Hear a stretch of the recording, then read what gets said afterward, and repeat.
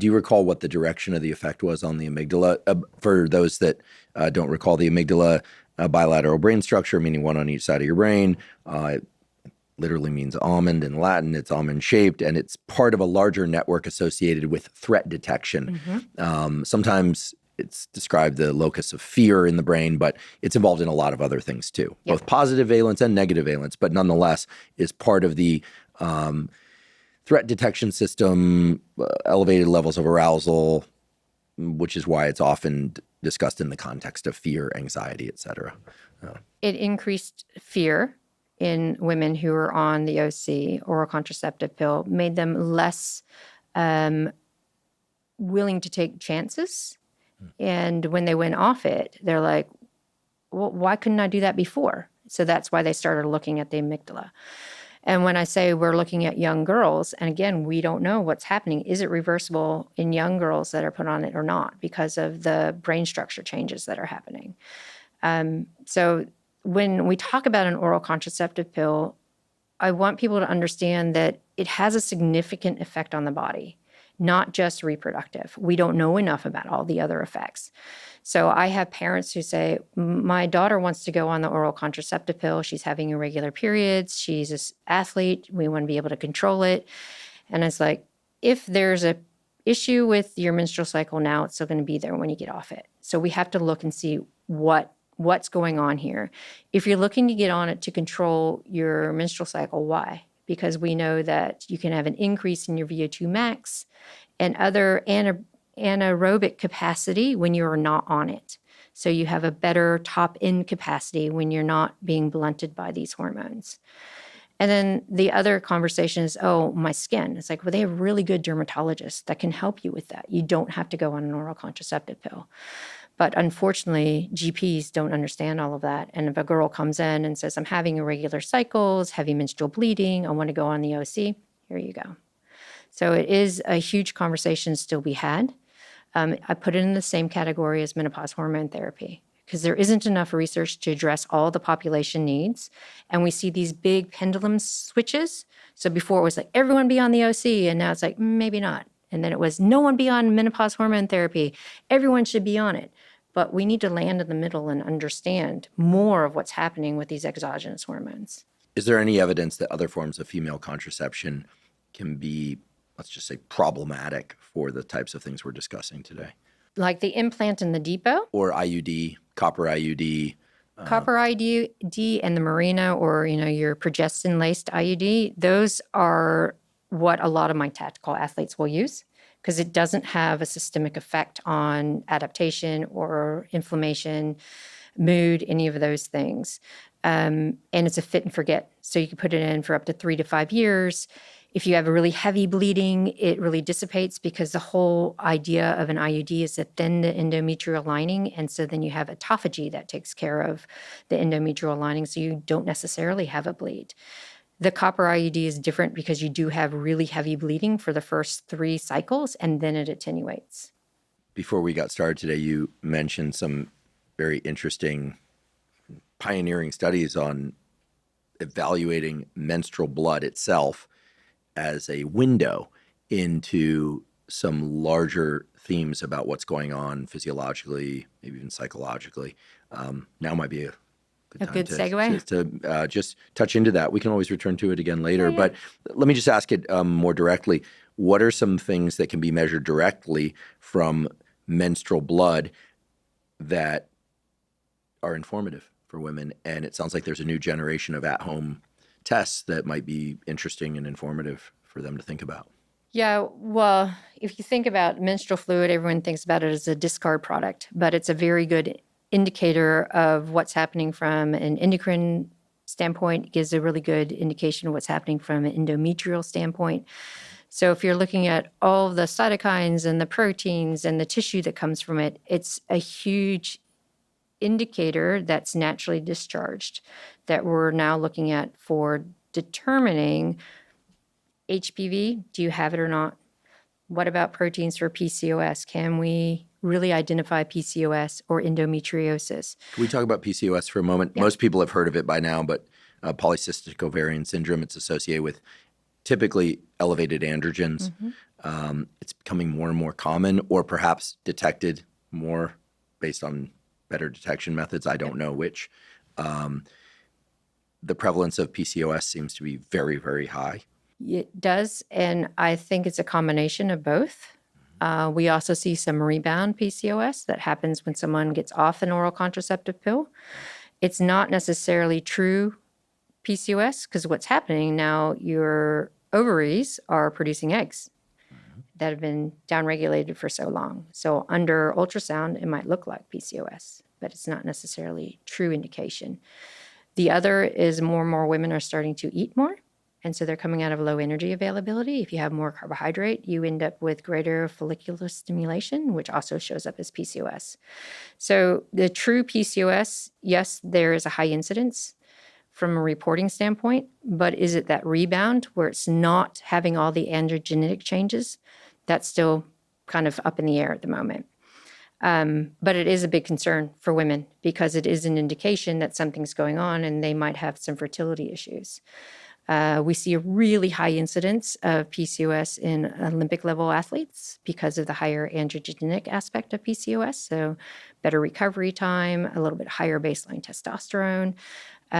So yeah, it's a population specificity as well. In the 80s and 90s, there was a lot of excitement in the kind of neurobehavioral endocrinology fields, largely based on animal literature, but then expanding into human literature, that certain forms of activities could change hormone patterns and maybe even psychology. And that makes sense on the surface of it. But is there evidence that if somebody engages in, say, high intensity training or competitive scenarios, this has been explored a lot in men, but I'm wondering if it's also been explored now in women, that androgens go up? You know, I mean, there's been these studies, I don't know how good they are, of, people on the stock exchange, watching their stress fluctuations, measuring testosterone. I think most of those studies were done in men. But other competitive scenarios, even showing, for instance, that exogenous testosterone can increase altruism in men if men are competing for who's like donating the most money at a philanthropic event. But you put them in a different scenario where it's far less benevolent in goal, and then they'll exogenous testosterone drives competitiveness towards things that are more traditionally thought of as male-male competition. In other words, it's all context dependent. Is there anything that kind of springs to mind of interesting studies as it relates to androgens or estrogens in women athletes and as it relates to exercise? They haven't done any specific studies like that in women. We do see that under stress, the cortisol increases. And if you have an adequate response to it and your body can overcome it, then yes, you get a boost in testosterone for women. We see this in a lot of the night mission shift changes in tactical athletes.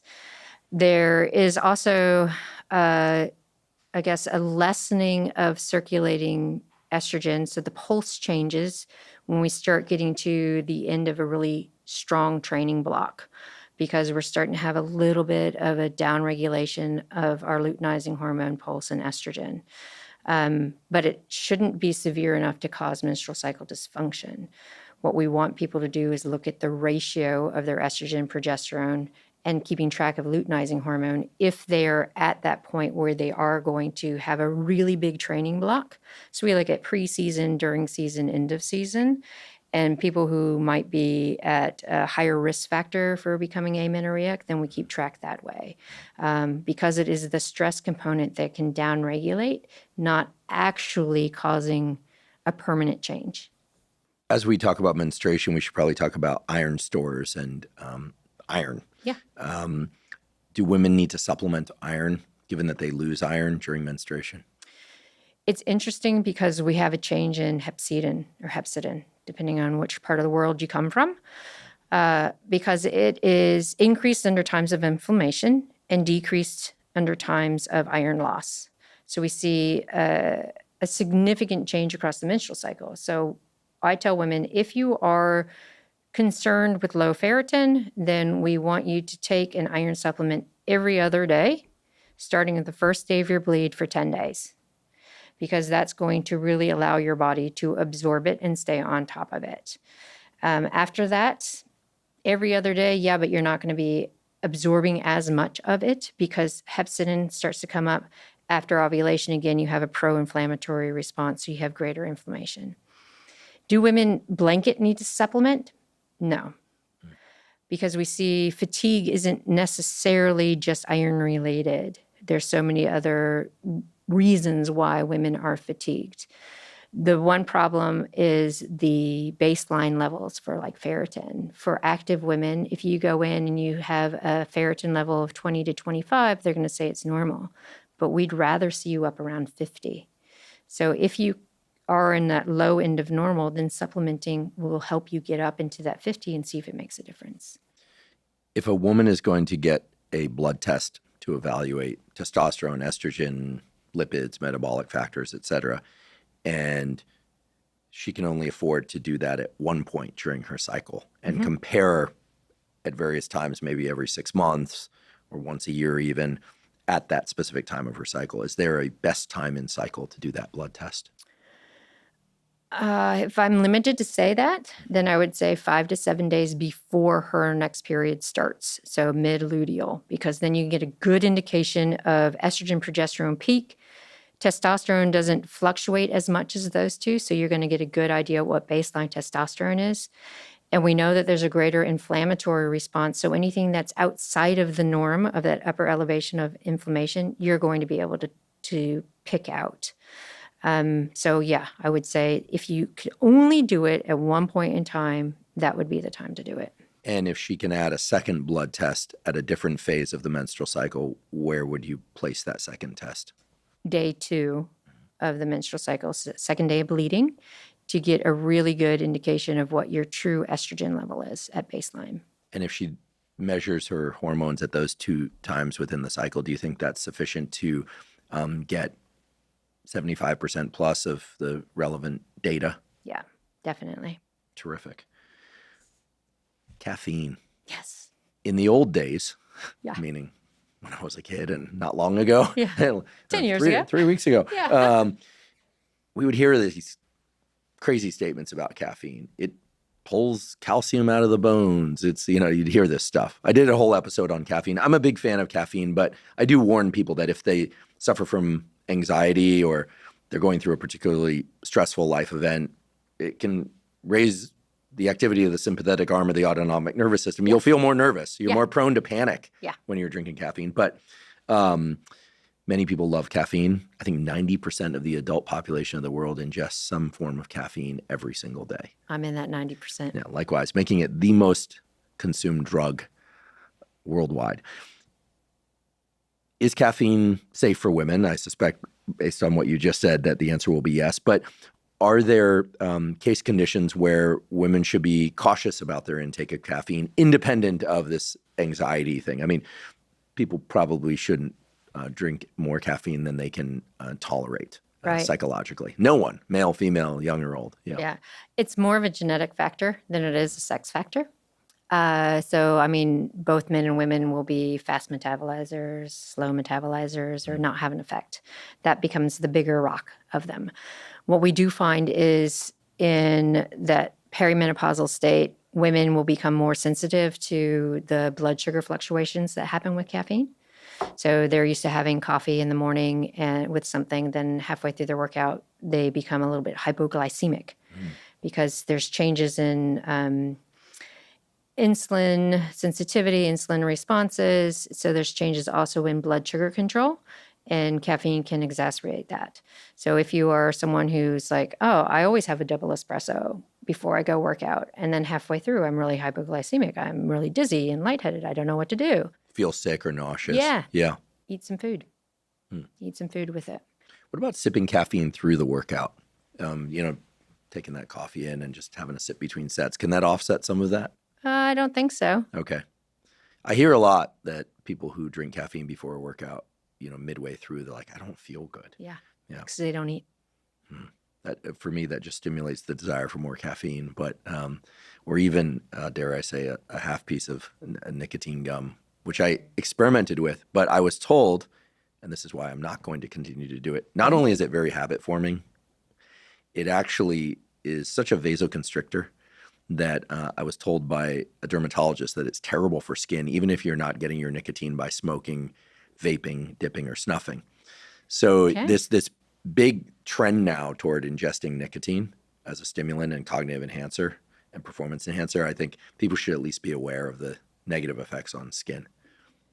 Never would have known because I'm not a nicotine person. I'll tell you that half piece of nicotine gum is the first time you do it, it's an unbelievable experience.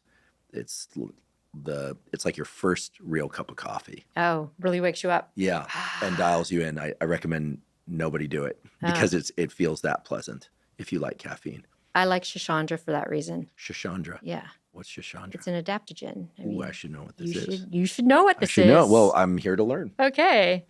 Shashandra. Shashandra. Yeah. So it Beautiful is name. an adaptogenic plant. So, like ginseng, Siberian ginseng, maca, ashwagandha, all those buzzwords out there. Shashandra is another really well-studied adaptogen. And I have friends who say it's like Adderall, where you take it and it's immediate focus and function. Because its main goal is to regulate dopamine, serotonin, and cortisol. So it gets women and men out of that brain fog, gives them incredible focus. Do you use it? Yep. Are you on it now?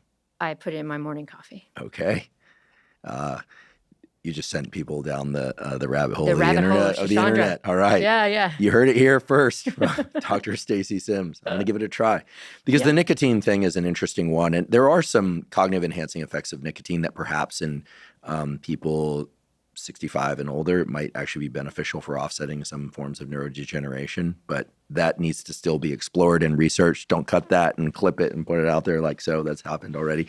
Very interesting. All right. Caffeine, we both agree, is great. Shashandra. You got to try it. Check it out. Let me know. All right. We'll do. Cold. Yeah. For reasons I still don't understand, people have associated me or this podcast with deliberate cold exposure. I like deliberate cold exposure in the form of a cold shower or a cold plunge or an ice bath, mostly for the effects that occur afterward, meaning more alertness, a kind of semi-euphoric buzz that goes on a long, long time. No, I don't think it increases metabolism significantly enough to have a meaningful difference. But the long-lasting increases in the so-called catecholamines, dopamine, norepinephrine, and epinephrine, to me are pretty impressive. And I just like the way it makes me feel. So that's the main reason, I believe, why people do deliberate cold exposure. And every time I do a post about deliberate cold exposure, I get asked, understandably so, how does it affect women differently than men? And then I usually get questions about Raynaud's syndrome. Oh, yeah. Yeah. So is there a difference in terms of how deliberate cold exposure impacts women? I have to imagine the answer is yes, given what you said earlier about vasoconstriction versus vasodilation. But deliberate cold exposure, like it, hate it, what do you think? Do you recommend it for women? I recommend it for open water swimmers who might experience that vagal response when they first dive into the cold. I prefer heat for women. Everyone's a responder to the heat. You get better adaptations. So sauna, Yep, sauna. hot tub.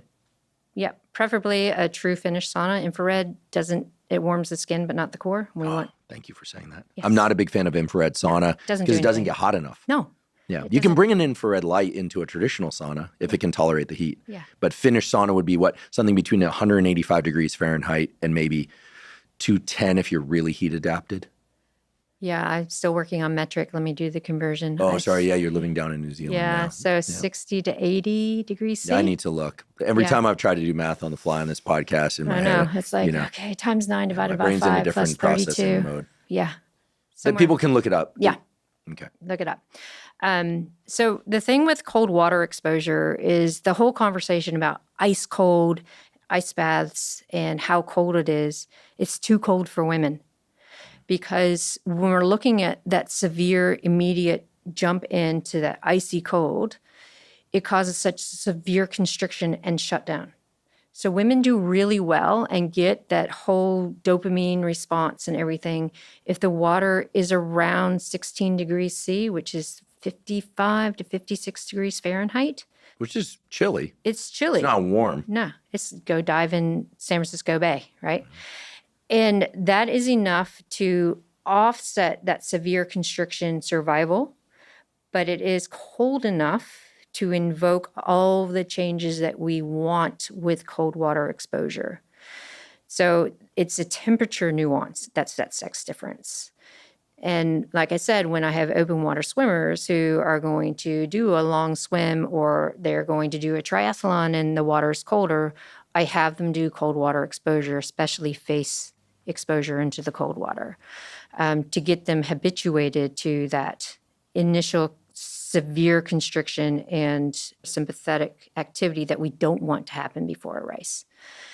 With heat being the true heat that we're talking about with sauna, we see a lot of metabolic changes for women. So we're having better insulin and glucose control.